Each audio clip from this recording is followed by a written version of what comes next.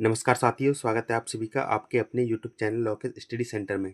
साथियों, आज मैं आपके लिए ग्रुप डी 2026 के लिए साइंस का प्रैक्टिस सेट नंबर 6वां लेकर आया हूं। इससे पहले मैंने आपके लिए 5 प्रैक्टिस सेट करा दिए। अगर आपने उन प्रैक्टिस सेटों को नहीं देखा तो प्लेलिस्ट में जाकर उन्हें देख सकते हैं, जिससे आपकी तैयारी और अच्छी तरीके से हो सके। तो चलिए बिना देरी के क्लास को शुरू करते हैं। और दोस्तों, अगर आप हमारे चैनल पर नए हो तो प्लीज़ चैनल को सब्सक्राइब कर लें और बेल आइकन दबाना ना भूलें, जिससे आने वाली वीडियो का नोटिफिकेशन जल्द से जल्द आप तक पहुंच सके। तो चलिए क्लास को शुरू करते हैं।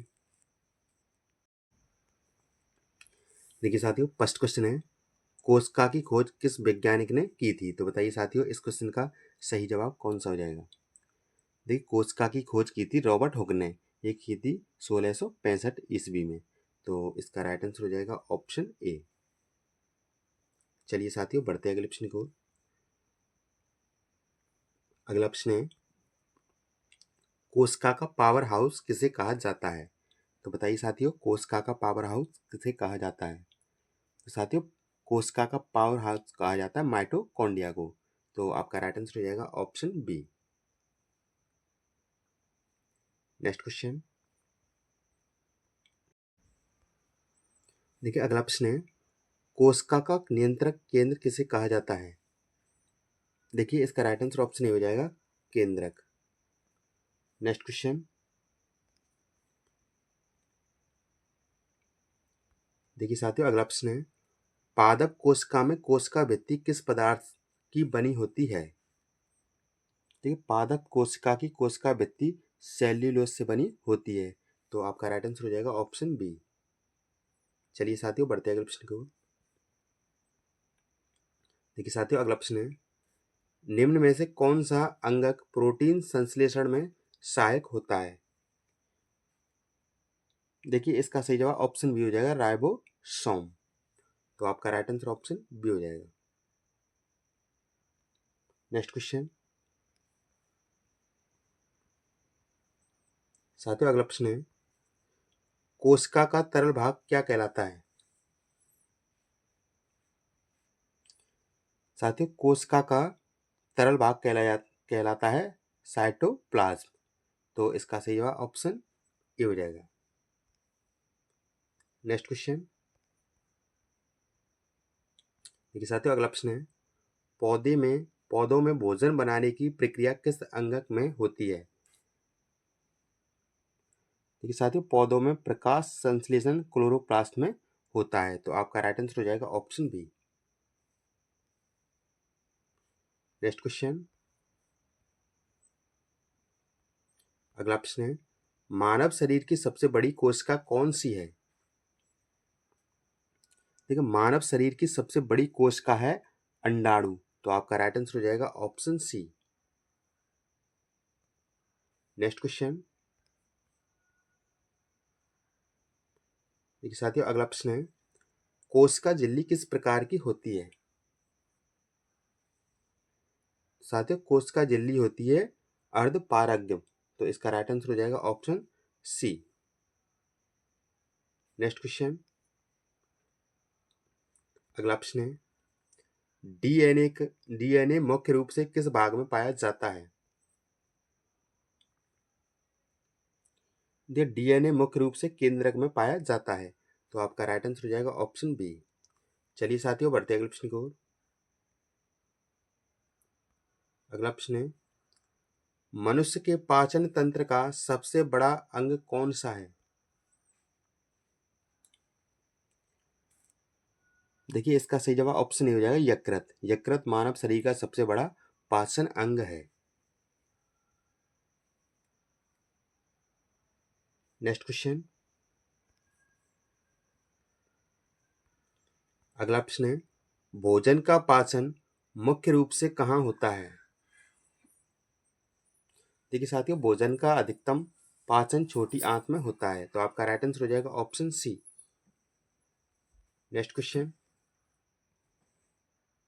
अगला प्रश्न है, लार में कौन सा एंजाइम पाया जाता है?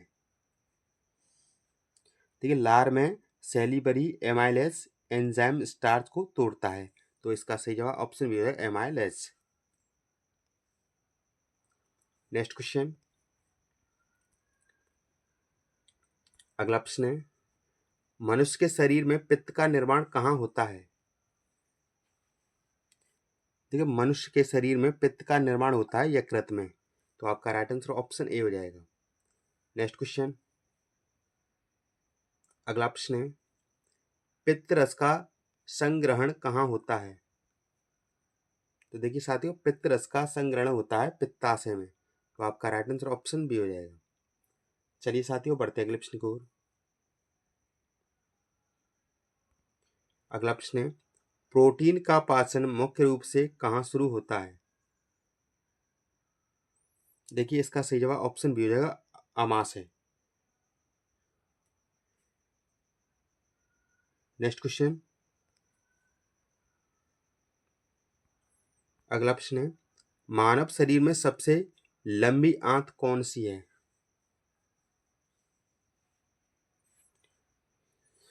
देखिए इसका सही जवाब ऑप्शन ए हो जाएगा, छोटी आंत। छोटी आंत लगभग 6 मीटर लंबी होती है। नेक्स्ट क्वेश्चन, देखिए साथियों, अगला प्रश्न है, स्टार्च का पाचन सबसे पहले कहाँ शुरू होता है? देखिए साथियों, स्टार्च का पाचन मुख में एमाइलेज से शुरू होता है। तो इसका सही जवाब ऑप्शन सी हो जाएगा, मुख। नेक्स्ट क्वेश्चन, अगला प्रश्न है, निम्न में से कौन सा अंग पाचक एंजाइम नहीं बनाता? देखिए, यकृत पाचक एंजाइम नहीं बनाता बल्कि पित्तरस बनाता है। तो आपका राइट आंसर हो जाएगा ऑप्शन ए, यकृत। चलिए बढ़ते अगले प्रश्न की ओर। देखिए साथियों, अगला प्रश्न है, भोजन का अवशोषण मुख्य रूप से कहाँ होता है? देखिए, भोजन का अवशोषण छोटी आंत में होता है। तो आपका राइट आंसर हो जाएगा ऑप्शन बी। चलिए साथियों, बढ़ते अगले प्रश्न की ओर। अगला प्रश्न है, तंत्रिका तंत्र की मूल इकाई क्या है? साथियों, तंत्रिका तंत्र की मूल इकाई होती है न्यूरॉन। तो आपका राइट आंसर हो जाएगा ऑप्शन ए। चलिए बढ़ते अगले प्रश्न की ओर। देखिए अगला प्रश्न है, मानव शरीर में तंत्रिका तंत्र का मुख्य नियंत्रक नियंत्रण केंद्र कौन सा है? देखिए इसका सही जवाब ऑप्शन बी है, मस्तिष्क। चलिए बढ़ते अगले प्रश्न की ओर। देखिए साथियों, अगला प्रश्न है, मस्तिष्क का सबसे बड़ा भाग कौन सा है? तो साथियों, मस्तिष्क का सबसे बड़ा भाग होता है सेरिब्रम। तो आपका राइट आंसर ऑप्शन ए हो जाएगा। चलिए बढ़ते अगले प्रश्न की ओर।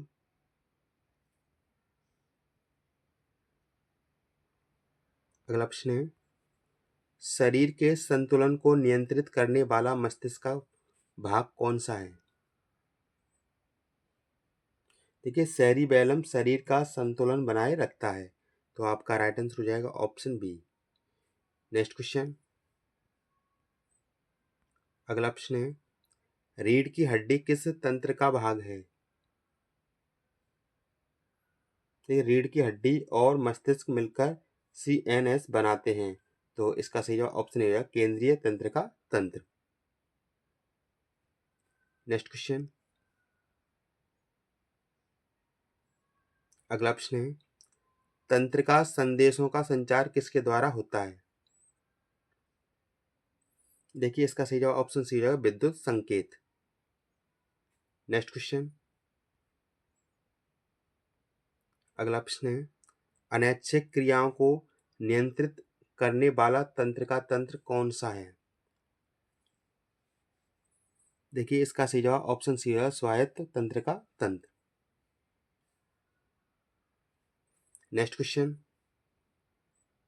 अगला प्रश्न है, मानव मस्तिष्क का भार लगभग कितना होता है? देखिए, मानव मस्तिष्क का भार लगभग होता है 1.4 किलोग्राम। तो इसका सही जवाब हो जाएगा ऑप्शन बी। नेक्स्ट क्वेश्चन, अगला प्रश्न है, न्यूरॉन के किस भाग के द्वारा संदेश बाहर भेजे जाते हैं? देखिए राइट आंसर हो जाएगा option B, Exxon. Next question, अगला प्रश्न है, प्रतिवर्त क्रिया का नियंत्रण मुख्य रूप से कहाँ होता है? देखिए राइट आंसर ऑप्शन बी हो जाएगा, रीढ़ की हड्डी में। नेक्स्ट क्वेश्चन, अगला प्रश्न है, एसआई पद्धति में लंबाई की इकाई क्या है? देखिए एसआई में लंबाई की इकाई होती है मीटर, तो आपका राइट आंसर हो जाएगा ऑप्शन बी। चलिए बढ़ते हैं अगले प्रश्न की ओर। अगला प्रश्न है, किसी वस्तु की स्थिति में समय के साथ परिवर्तन को क्या कहते हैं? देखिए इसका सही जवाब ऑप्शन बी है, गति। समय के साथ स्थिति बदलना गति कहलाती है। नेक्स्ट क्वेश्चन, अगला प्रश्न है, न्यूटन का पहला नियम किससे संबंधित है? तो ये न्यूटन का पहला नियम जड़ से संबंधित है, तो आपका राइट आंसर ऑप्शन बी हो जाएगा। चलिए बढ़ते हैं अगले प्रश्न को। अगला प्रश्न है, बल का एसआई मात्रक क्या है? देखिए बल का एसआई मात्रक होता है न्यूटन, तो आपका राइट आंसर हो जाएगा ऑप्शन बी। नेक्स्ट क्वेश्चन, अगला प्रश्न है, कार्य का एसआई मात्रक क्या है? देख कार्य का एसआई मात्रक होता है जूल, तो आपका राइट आंसर हो जाएगा option A. Next question, next है, शक्ति का एसआई मात्रक क्या है? देखिए शक्ति का एसआई मात्रक होता है वाट, तो इसका सही जवाब हो जाएगा option B. Next question, next question है, पृथ्वी की गुरुत्वीय त्वरण का मान लगभग कितना होता है? देखिए पृथ्वी की गुरुत्वीय त्वरण का मान लगभग होता है 9.8 मीटर प्रति सेकंड स्क्वायर, तो इसका सही जवाब हो जाएगा ऑप्शन बी। नेक्स्ट क्वेश्चन, अगला प्रश्न है, दाब का एसआई मात्रक क्या है? देखिए दाब का एसआई मात्रक होता है पास्कल, तो आपका राइट आंसर हो जाएगा ऑप्शन सी। चलिए बढ़ते हैं अगले प्रश्न की ओर। अगला प्रश्न है, ध्वनि की चाल किस माध्यम में सबसे अधिक होती है? देखिए ध्वनि की चाल सबसे अधिक होती है ठोस में, तो आपका राइट आंसर हो जाएगा option C. Next question, next है, प्रकाश की चाल निर्वात में लगभग कितनी होती है? साथियों प्रकाश की चाल निर्वात में लगभग होती है 3 × 10⁸ मीटर प्रति सेकंड, तो इसका सही जवाब हो जाएगा ऑप्शन सी। नेक्स्ट क्वेश्चन, अगला प्रश्न है, दर्पण में बनने वाली छवि का प्रकार किस पर निर्भर करता है? देखिए इसका सही जवाब हो जाएगा ऑप्शन बी, दर्पण की वक्रता पर। नेक्स्ट क्वेश्चन, अगला प्रश्न है, उत्तल लेंस किस प्रकार की छवि बनाता है? देखिए उत्तल लेंस वास्तविक और आभासी दोनों प्रकार की छवि बनाता है, तो आपका राइट आंसर हो जाएगा ऑप्शन सी। नेक्स्ट क्वेश्चन, अगला है, तापमान की एसआई इकाई क्या है? देखिए तापमान की एसआई इकाई है केल्विन, तो आपका राइट आंसर हो जाएगा ऑप्शन बी। नेक्स्ट क्वेश्चन, अगला प्रश्न है, विद्युत धारा की एसआई इकाई क्या है? देखिए विद्युत धारा की एसआई इकाई होती है एम्पियर, तो इस क्वेश्चन का सही जवाब ऑप्शन बी हो जाएगा। चलिए बढ़ते हैं अगले प्रश्न की ओर।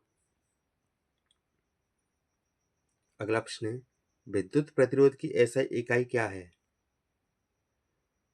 देखिए विद्युत प्रतिरोध की एसआई इकाई ओम है, तो आपका राइट आंसर हो जाएगा ऑप्शन सी। चलिए बढ़ते हैं अगले प्रश्न की ओर। अगला प्रश्न है, विद्युत चुम्बक का सिद्धांत किस पर आधारित है? देखिए विद्युत चुम्बक धारा से उत्पन्न चुंबकीय क्षेत्र पर आधारित है, तो इसका सही जवाब ऑप्शन सी है, धारा से उत्पन्न चुंबकीय क्षेत्र। नेक्स्ट क्वेश्चन, अगला प्रश्न है, पृथ्वी एक विशाल किसके समान व्यवहार करती है? देखिए इसका सही जवाब ऑप्शन बी है, चुंबक के। नेक्स्ट क्वेश्चन, अगला है, तरंगों के प्रसार के लिए क्या आवश्यक होता है? देखिए इसका सही जवाब ऑप्शन बी हो जाएगा, माध्यम। नेक्स्ट क्वेश्चन, अगला प्रश्न है, रेडियो धर्मिता की खोज किसने की थी? देखिए रेडियो धर्मिता की खोज की थी बैकरल ने। तो आपका राइट आंसर हो जाएगा ऑप्शन बी, इन्होंने की थी 1896 में। तो इसका सही जवाब हो जाएगा ऑप्शन बी। नेक्स्ट क्वेश्चन, अगला है, परमाणु का नाभिक किससे मिलकर बना होता है? देखिए परमाणु का नाभिक प्रोटॉन और न्यूट्रॉन से मिलकर बना होता है। तो आपका राइट आंसर हो जाएगा ऑप्शन ए,